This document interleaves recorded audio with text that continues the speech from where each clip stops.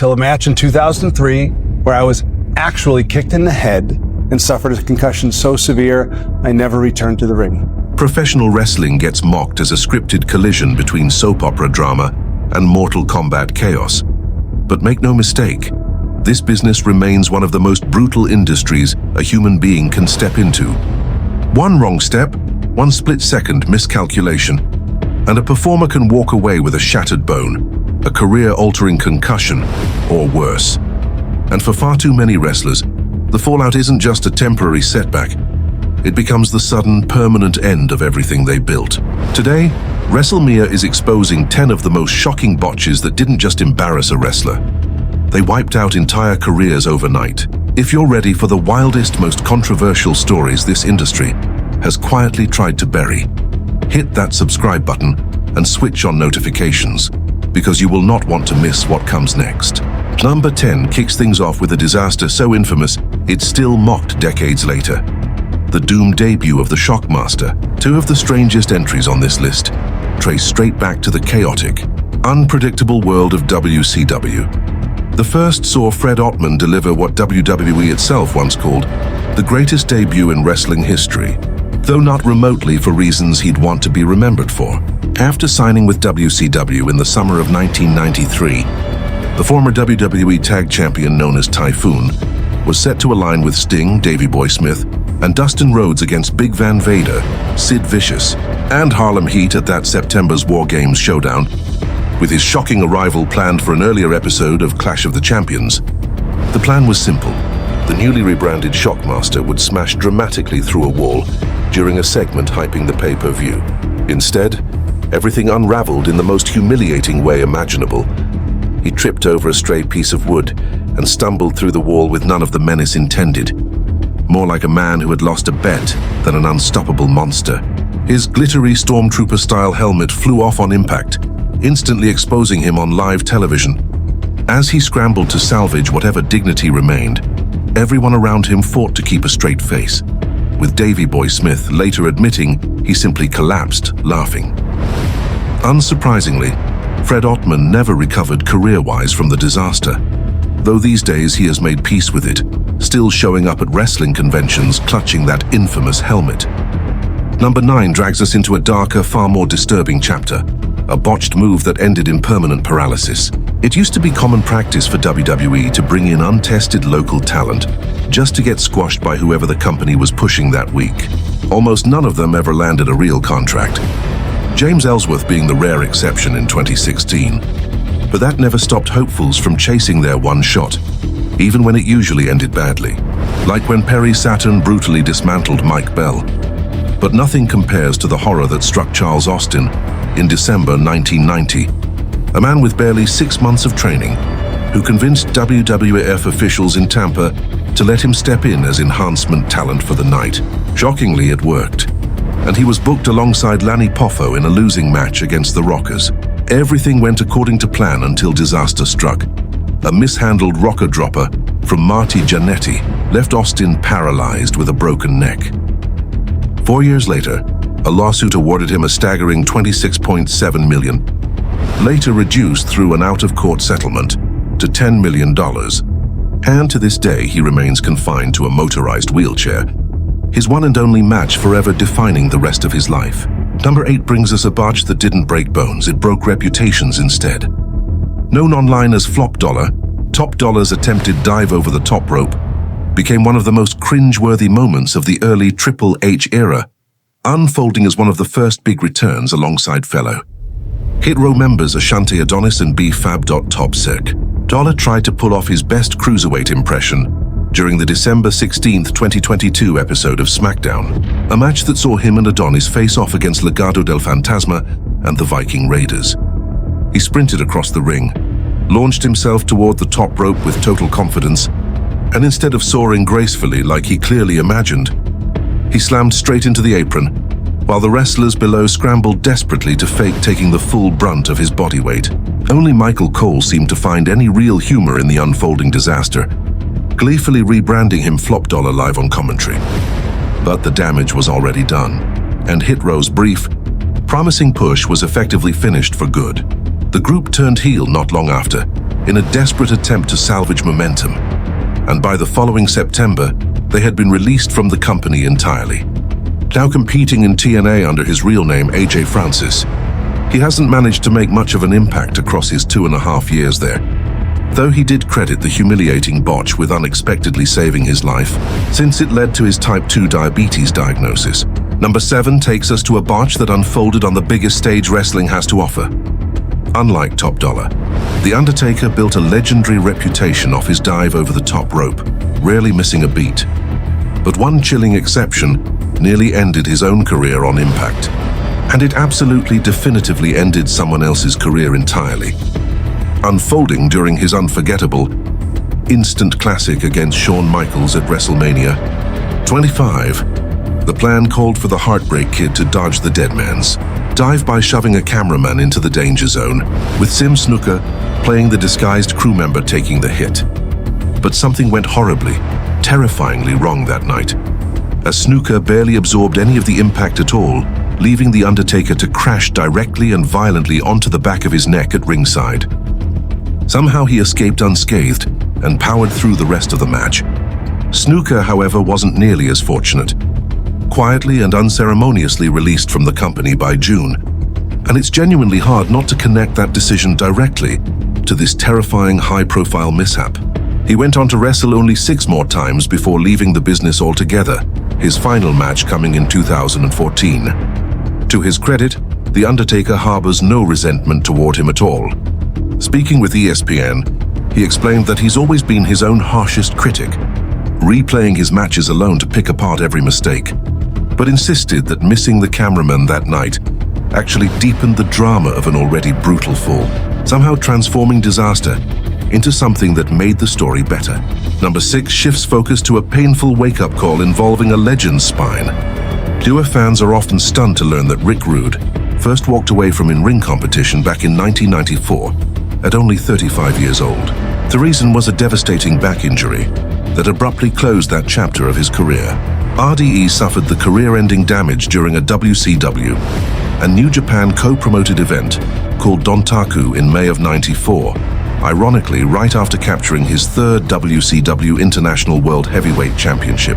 Despite the hard-fought victory, he was forced into immediate, unavoidable medical retirement after a dive off the Stinger left him crashing awkwardly onto the raised platform connecting the entrance ramp to the ring itself. The full gruesome details of the injury were never made public, but whatever it was, it proved serious enough to end his in-ring career permanently. Aside from one brief, forgettable one-off appearance at WCW Heatwave in '97 during an unremarkable 6-man tag match, though done wrestling, he stayed connected to the business through backstage and on-screen roles, later resurfacing in both WWF and WCW as part of DX. And the NWO number 5 proves that a single botched move can shatter 2 lives at once, not just one. Technically, calling D'Lo Brown's career ruined by that paralyzing powerbomb might sound like an overstatement, especially since he went on to enjoy a solid run in TNA, briefly returned to WWE, and even carved out a genuinely fascinating career in Japan. Still, he was never viewed the same way again after that night. The former European champion collided with Darren Drozdov during tapings for the October 7, 1999 episode of SmackDown, in a match built around Brown, executing his signature running powerbomb. It was a spot he'd hit countless times throughout the Attitude Era, without a single hitch. Until this one horrifying moment changed everything. Drozdov was dropped prematurely, sending him crashing headfirst onto the mat and fracturing 2 vertebrae in his neck instantly. He was left needing a wheelchair for the remainder of his life. Despite how devastating the botch truly was, Drozdov never held a shred of animosity toward Brown, instead blaming himself for wearing a loose-fitting shirt that night. Brown, on the other hand, carried the weight of that moment for years afterward, once stating that if he's ever inducted into the WWE Hall of Fame, he'd only want to go in alongside the late Darren Drozdov. Number 4 delivers one of the most heartbreaking botches in wrestling history. Japanese wrestling icon Hayabusa was one of the most influential high flyers of the 90s, helping completely reshape modern professional wrestling through his athleticism and daring aerial creativity. After honing his craft in Mexico, he became the face of frontier martial arts wrestling, known as FMW, where his jaw-dropping performances and fearless risk-taking built him a devoted, loyal following. He also inspired countless future stars with signature moves like the Phoenix Splash and the Falcon Arrow. But everything changed forever on October 22, 2001, during a match against Mammoth Sasaki. While attempting a springboard moonsault off the middle rope, Hayabusa lost his footing mid-air, failed to complete the rotation, and crashed directly onto his head. The impact fractured 2 vertebrae in his neck, paralyzing him instantly and ending his in-ring career on the spot. The tragedy wasn't just personal, it devastated FMW too, with fortunes declining sharply once its biggest star was gone. Yet despite this life-changing injury, Hayabusa refused to give up, spending years in grueling rehabilitation, slowly regaining movement in his legs, and eventually astonishing fans by standing and walking short distances using a cane. His resilience became every bit as inspiring as his in-ring career once was, proving his fighting spirit reached far beyond the ropes. Though he tragically passed away in 2016 from a brain hemorrhage at just 47 years old, his legacy still endures powerfully today. He's remembered not only for revolutionizing high-flying wrestling, but for his extraordinary courage in the face of unimaginable adversity, inspiring fans and wrestlers worldwide through both his performances and his perseverance. Number 3 exposes perhaps the most devastating career-ending botch of recent memory. It happened during the March 11, 2022 episode of SmackDown, when a mishandled belly-to-belly suplex from Ridge Holland left Big E with a broken neck. Thankfully, he wasn't paralyzed, but he has since officially retired from in-ring competition. Holland didn't suffer an immediate career downturn, as his planned WrestleMania 38 match against The New Day still went forward as scheduled. The rest of 2022 even brought championship matches, a War Games showdown, and a brutal Donnybrook bout at Extreme Rules against Imperium. But it became painfully clear WWE would never push him further up the card because of the incident. By 2023, he'd been shifted back down to NXT for a largely forgettable stretch before his contract quietly expired at the end of 2025. Speaking with Mike Rand, Holland revealed that accidentally breaking Big E's neck effectively ended both of their careers at once. Big E was a massive star, beloved by absolutely everyone around him. The backlash was massive, and being new on the roster made it worse, because when something like that happens, veterans and higher-ups need someone to blame, and that someone ended up being him. He admitted it felt like a black cloud following him throughout his career, something he never managed to shake. Big E's career ended brutally that day, but in many ways he believes his own WWE career ended right alongside it, a regret he'll carry forever.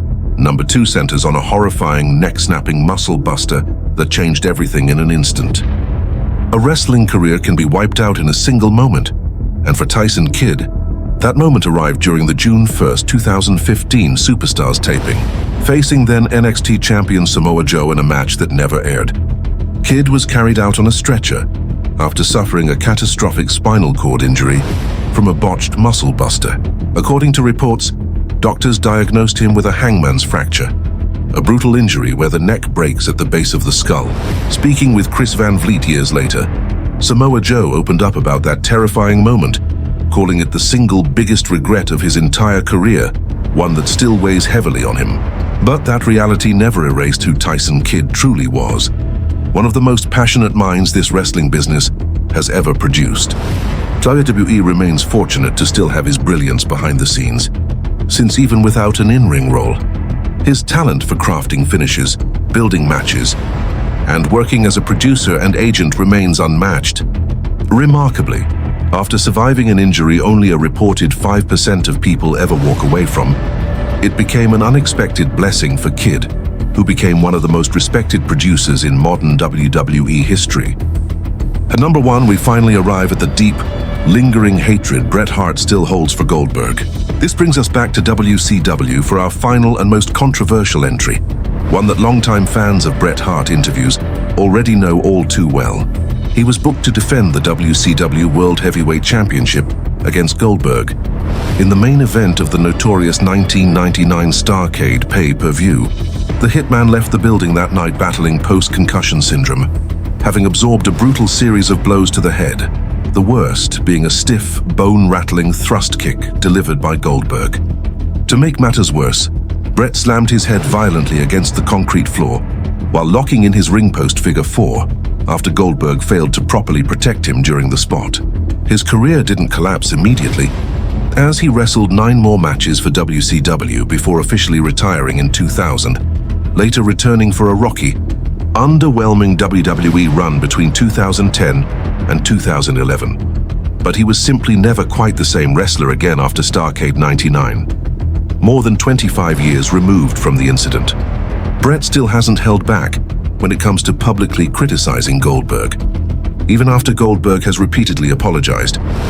And unless something changes drastically, safe to say these two won't be exchanging Christmas cards anytime soon. So there you have it.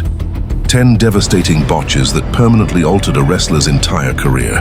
Drop your thoughts in the comments, and if this kind of raw behind-the-scenes wrestling content is your thing, hit that subscribe button because there's a lot more coming.